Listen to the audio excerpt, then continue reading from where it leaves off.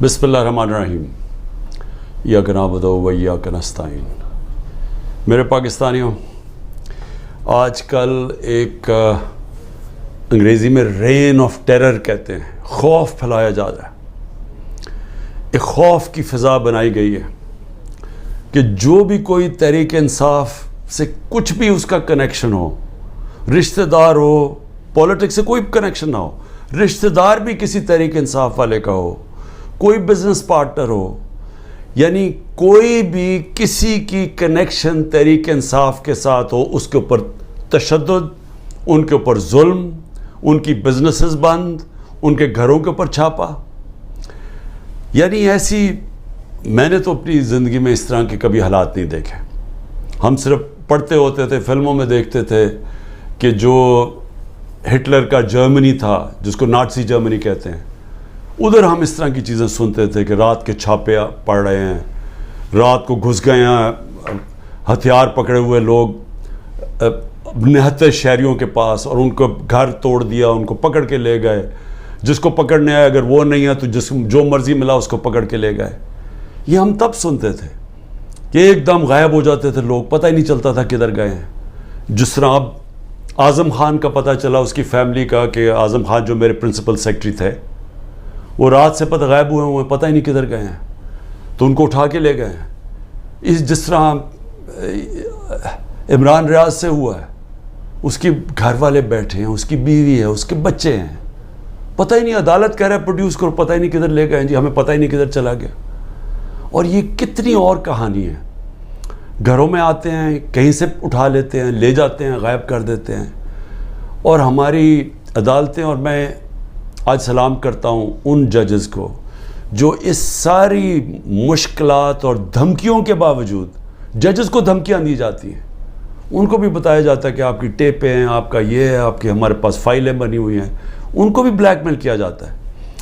तो उसके बावजूद कई ऐसे जजेस खड़े हैं कि इसके बावजूद वो पूरा इंसाफ देने की और अपने शहरियों को प्रोटेक्शन देने की, उनकी हिफाजत करने की कोशिश करते हैं। और मैंने तो ख़ुद देखा है जजेस को कि कई जजेस किस तरह खड़े हुए हैं, इन मुश्किल बर्बरियत के दौर के अंदर भी वो खड़े हुए हैं। लेकिन जो मुझे अफसोस है वो ये कि कभी भी हमारे मुल्क में चादर और चार दीवारी की इस तरह बेहुरमती नहीं हुई जो आज हो रही है। और मुझे ऐसे लगता है कि प्लान किया हुआ है कि आदमी सोचता है कि ठीक है, जो मर्ज़ी करना करें, मुझे करें। लेकिन जब घर की औरतों पे पहुंचते हैं तो ये बड़ा मुश्किल होता है हमारे माशरे में कि कोई भी आदमी फिर उससे मुतासर ना हो। और मैं आज उनकी बात नहीं करूँगा जो चले गए हैं, मैं उनकी बात करूँगा जो इस मुश्किल बर्बरियत के दौर में और इस जुल्म के दौर में आज भी खड़े हुए हैं।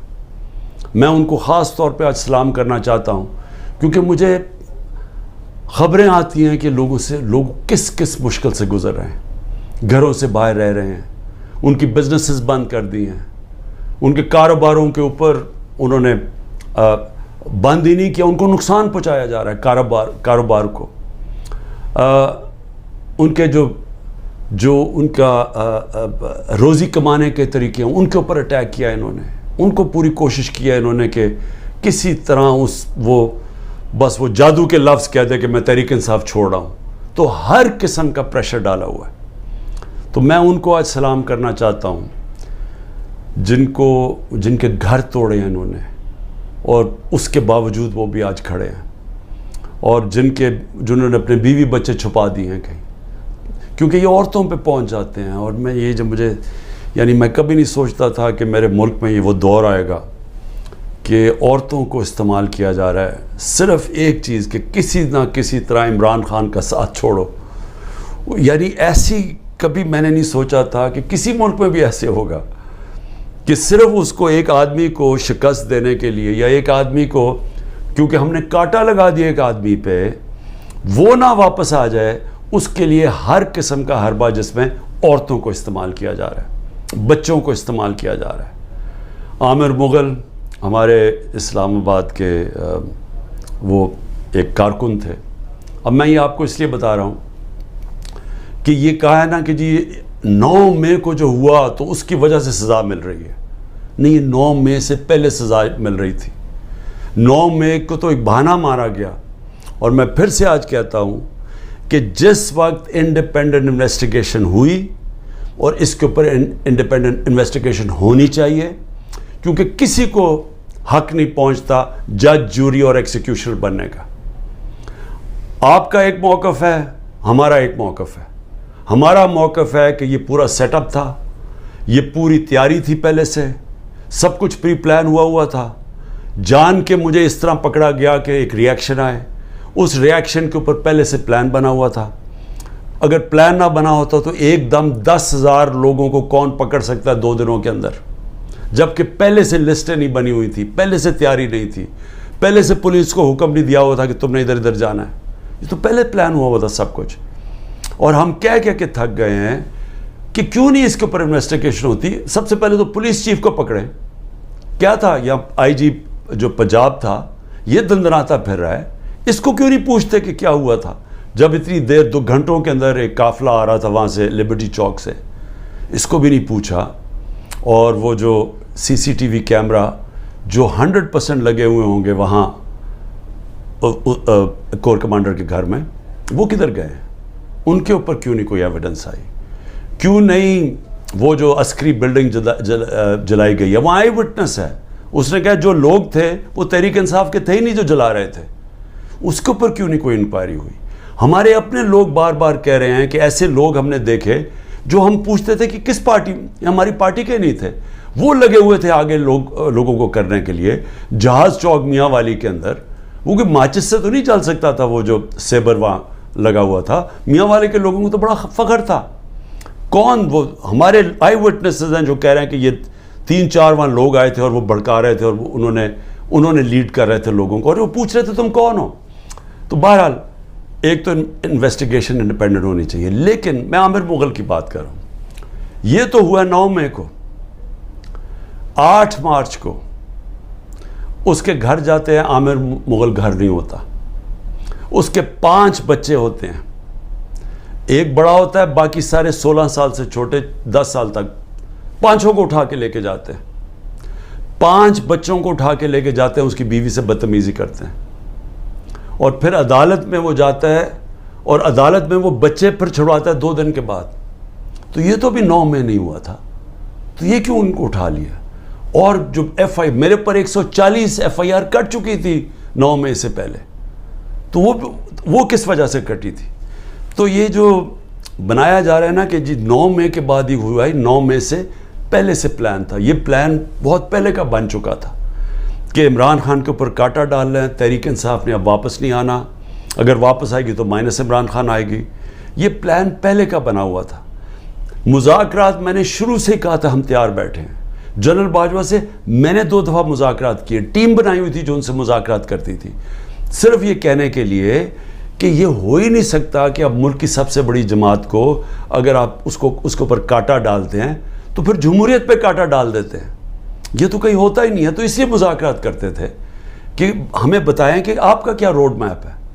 جب جنرل باجوہ گیا اس کے بعد پھر مذاکرات کی پوری کوشش کی, ہمیشہ پیغام پہنچائے, کوئی جواب نہیں آیا, کیونکہ وہاں وہی پالیسی چل رہی تھی, وہی کاٹا ڈالا ہوا تھا. جب کاٹا ڈالا ہوا تو بات کیوں کریں گے کوئی. بات میں آج بھی کرنے کے لیے تیار ہوں, اور اس لیے کہ یہ عمران خان کی اب بات نہیں ہے, یہ پاکستان کی بات ہے. ہمارا ملک جس طرف جا رہا ہے, اس ملک میں کوئی امید نہیں رہ جائے گی لوگوں کی. 10 لاکھ پاکستانی پروفیشنلز ملک چھوڑ کے چلے گئے ہیں. پاکستان کے ڈالرز ملک سے باہر انویسٹ ہو رہے ہیں. لوگوں کو پاکستان کے اوپر اعتماد ختم ہوتا جا رہا ہے, امید جا رہی ہے. اور اگر اسی طرح چلتا رہے تو آگے کوئی بھی ہوپ نہیں ہے. تو کوئی تو پلان ہوگا نا. چلے مان لیا عمران خان نہیں ہے, PTI ختم کر دی. جس طرح ابھی یہ کراچی کے اندر لوکل گورنمنٹ کا الیکشن کروایا ہے, اب اگر اس کو الیکشن کہتے ہیں تو اس طرح تو سارے ڈکٹیٹرشپس کے اندر ایسے الیکشنز ہوتے رہے ہیں جن کی کوئی اہمیت نہیں ہوتی, کوئی مانتا ہی نہیں ہے ان کو. تو یہ الیکشن کہ تحریک انصاف اور جماعت اسلامی کے ووٹ دیکھیں کتنی, 8 سے 9 لاکھ, پیپلز پارٹی کے 3 لاکھ ووٹ, اتنا بڑا فرق, اور وہ جیت جاتی ہے پیپلز پارٹی. اور جس طرح وہ جیتی ہے پولیس کا استعمال کر کے, تو یہ تو کوئی الیکشن نہیں ہے, اور اس سے تو کوئی ملک کا فیوچر نہیں ہے. کیونکہ الیکشنز تب الیکشن مانے جاتے ہیں جب جس ملک میں رول آف لا ہوتا ہے, جس ملک میں انصاف ہوتا ہے, تاکہ جب انصاف ہوتا ہے وہ پھر صاف اور شفاف الیکشن کرواتا ہے. اس ملک میں عدلیہ ان کے حقوق کی حفاظت کرتی ہے, وہ پھر ملک آزاد ہو جاتا ہے. جمہوریت کا صرف مقصد یہ ایک ہوتا ہے, آزادی دینا. جمہوریت کے اندر اگر لوگ آزاد نہیں ہیں وہ جمہوریت نہیں ہے. اور جمہوریت کے اندر آزاد ادارے ہوتے ہیں, آزاد الیکشن کمیشن ہوتی ہے, آزاد عدلیہ ہوتی ہے, وہ لوگوں کے حقوق کی حفاظت کرتی ہے. جب لوگوں کی حقوق کی حفاظت کی جاتی ہے, فنڈامنٹل رائٹس کو پروٹیکٹ کرتے ہیں, قوم آزاد ہو جاتی ہے. اور آزاد قوم وہی اسی کی پرواز اوپر جاتی ہے.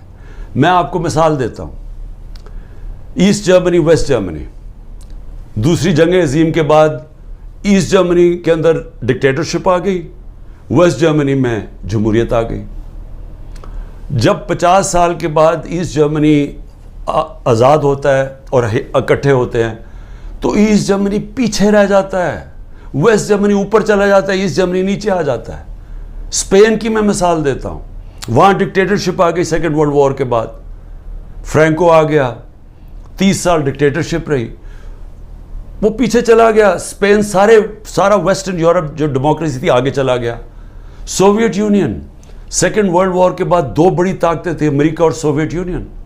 اصل میں سوویت یونین نے نازی جرمنی کو شکست دی تھی, ان کے پاس طاقت تھی.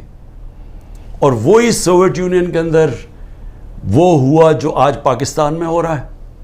اور ادھر سے وہاں وہ آزاد ہو گئے, وہ آزاد تھے, مغربی سوسائٹیز, ویسٹرن یورپ, امریکہ, وہ آگے نکل گئے. سوویت یونین ٹوٹ گیا.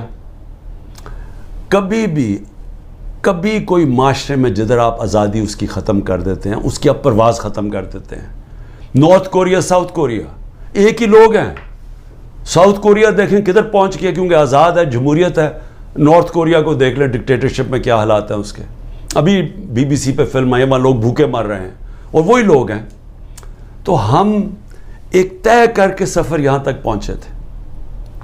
ہمارا آہستہ آہستہ ڈکٹیٹرشپ آتی تھی, پھر جمہوریت آتی تھی, پھر ڈکٹیٹرشپ آتی تھی. لیکن ایک ہمارا ذہن ایوالو ہوتا گیا, ہم ایک آگے بڑھتے گئے. ہم آخر میں اس چیز پہ پہنچے کہ بری بھی جمہوریت ایک ملٹری ڈکٹیٹرشپ سے بہتر ہے. یہ قوم اس نتیجے پہ پہنچ گئی. جنرل مشرف کا جو مارشل لاء تھا وہ لبرل تھا. اس کے اندر میڈیا کو آزاد کیا گیا. الیکٹرانک میڈیا مشرف کے دور میں آزاد ہوا. میں اپوزیشن میں تھا, میری آزادی رائے تھی, میں بول سکتا تھا. ہم پارلیمنٹ میں بولتے تھے, میں ٹی وی پہ, چینلز پہ جا کے بولتا تھا. کیونکہ وہاں میڈیا نے اور میڈیا کے لوگوں نے پچھلے 30 سال میں بڑی جدوجہد کی اپنے آپ کو آزاد کرنے کے لیے. آج وہ سارا زیرو پہنچ گیا. آج اچھے صحافی باہر بھاگ گئے. ارشد شریف کو شہید کیا, صرف اس کی باتیں نہیں پسند آ رہی تھیں. عمران ریاض ابھی تک غائب ہے, پتہ ہی نہیں کدھر ہے, جس کی سب سے زیادہ یوٹیوب پہ ویورشپ تھی. باقی ملک چھوڑ کے چلے گئے ہیں. موہت پیرزادہ ملک چھوڑ گیا ہے, وہ ہمارے اوریا مقبول جان سنا وہ ملک چھوڑ کے چلے گئے ہیں. شاہین سبائی وہ پہلے باہر بیٹھے ہوئے ہیں. صابر شاکر وہ ملک چھوڑ کے چلا گیا. ان کے اوپر اور باہر کیسز کرنے شروع کر دیے ہیں. یعنی یہاں تو میڈیا کنٹرول کر لیا ہے, باہر بھی اب میڈیا کی آواز نہیں دیکھنا چاہتے. یوٹیوب کے اوپر اب ہر قسم کا کریک ڈاؤن ہے, سوشل میڈیا کے لوگوں کے اوپر کریک ڈاؤن ہے. جو کوئی ٹویٹ کرتا ہے اس کے پیچھے وہ ویگو ڈالا رات کو پہنچ جاتا ہے گھروں میں. تو میں یہ سوال پوچھتا ہوں کہ اس سے ملک کو کیا فائدہ ہو رہا ہے؟ ہاں آپ نے عمران خان کو تو باہر رکھ دیا, مجھے یہ پتا ہے ملک کو کیا فائدہ ہو رہا ہے. کیا اس میں کوئی ملک کا مستقبل ہے کہ ہم سارا ریورس گیئر لگا کے وہاں پہنچ گئے ہیں جدھر ہم نے سب کچھ بند کر دیا ہے, اور ہم نے خوف کے ذریعے, ڈنڈے کے ذریعے ملک کو اب کنٹرول کرنے کی کوشش کر رہے ہیں, جس طرح ہم بھیڑ بکری ہیں. کیا اس سے لوگ کنٹرول ہو جائیں گے؟ کیا ہمارا یہ خیال ہے کہ یہ جو ہم اب جس طرف لے کے جا رہے ہیں کہ پاکستان کے بڑے بڑے نامور ڈاکو اوپر ملک کے بیٹھ گئے ہیں اور قوم کو کہیں کہ جناب یہ ہم نے فیصلہ کیا، یہ بیٹھے ہوئے ہیں اور اب آپ نے ان کی جس طرح بھی الیکشن جیتے ہیں بس آپ نے ان کو قبول کرنا ہے. یہ یاد رکھیں گے یہی لوگ تھے جن کو جنرل مشرف نے جب اپنا مارشل لاء لگایا 99 میں تو ساری قوم کو بتایا کہ ان دونوں پارٹیز نے کتنی کرپشن کیا ہے. مجھے جنرل امجد نے جو پہلے نیب کے ہیڈ تھے ہمیں باقاعدہ بتایا گیا، اس نے ڈیٹیلز دی کہ ان دو پارٹیز نے کتنی کرپشن کی، ان کے پیسے کتنے باہر پڑے ہیں، اور ان دونوں پارٹیز نے بتایا دنیا کو کہ یہ کتنی کرپٹ ہیں. سر محل کا نواز شریف نے بتایا کہ وہ سر محل میں یہاں سے پیسہ چوری کر کے گیا. حدیبہ پیپر مل کا رحمان ملک پیپلز پارٹی والوں نے ایکسپوز کیا. یعنی ان کو اپنی کرپشن بتائی پبلک کو. پھر جنرل مشرف ان کو NRO دے دیتے ہیں، یہ واپس آتے ہیں، 10 سال پھر بیٹھتے ہیں، ان کے اوپر اس دور میں کرپشن کیس بنتے ہیں. ہمیں بتایا جاتا ہے، ہمیں تباہی سے بتاتی ہے کہ ان کی کرپشن کتنی ہے. میں جیتا ہوں ان کے خلاف، اور ایک آدمی گھوڑا سوار فیصلہ کرتا ہے کہ جناب یہ کیا، یہ ان کی میں نے فیصلہ کیا ہے کہ جناب عمران خان ملک کے لیے برا، ان کو پھر اوپر لے آتا ہے. اور پھر حیران ہوتے ہیں کہ جی یہ سوشل میڈیا کیوں ہمارے اگینسٹ ہو گیا. یہ انسان ہے، آپ نے خود ہی پہلے لوگوں کو تیار کیا کہ یہ کس طرح کے لوگ ہیں، یہ جو 30 سال سے ملک کو لوٹ رہے ہیں. آپ نے ہمیں بتایا کہ ان کی کتنی پراپرٹیز باہر پڑی ہیں. یہ جو ہیں یہ تو تھوڑی سی ہیں، باقی جو اور ہمیں پراپرٹیز بتائی گئی ہیں ان کی کتنے انہوں نے بینامی پراپرٹیز لی ہوئی ہیں ملک سے باہر، کہ چوری کر کے ملک سے باہر پیسہ لے کے گئے ہیں. آج یہ محب وطن بن گئے ہیں اور عمران خان غدار بن گیا ہے، جس نے اپنی ساری باہر کی کمائی پیسہ کما کے سب کچھ بیچ کے آج پاکستان میں ہے، اپنے نام پہ ہے. وہ غدار ہے. اور جنہوں نے چوری کر کے پیسہ ملک سے باہر 30 سال سے بھجوا رہے ہیں، حدیبہ پیپر مل سے شروع کریں، ان کے اوپر ڈاکیومنٹریز بنی ہوئی ہیں. BBC نے بتایا انہوں نے کتنا پیسہ چوری کی، یعنی ان کی چوری کے اوپر باہر کے اوپر مضمون لکھے ہوئے ہیں، کتابوں کے اندر ان کی چوری کا مینشن ہے. وہ ٹھیک ہیں اور ہم آج غدار بن گئے ہیں. تو کیا قوم یہ مانے گی یہ چیزیں؟ کیا قوم سمجھ جائے گی کہ آپ جب فیصلہ کریں گے کون غدار ہے تو قوم بھی ان کو غدار، اگر وہ نہیں مانے گی تو قوم کو ڈنڈے سے آپ سیدھا کریں گے؟ دیکھیں میں آخر میں اپنی قوم سے اب مخاطب ہوں. دیکھیں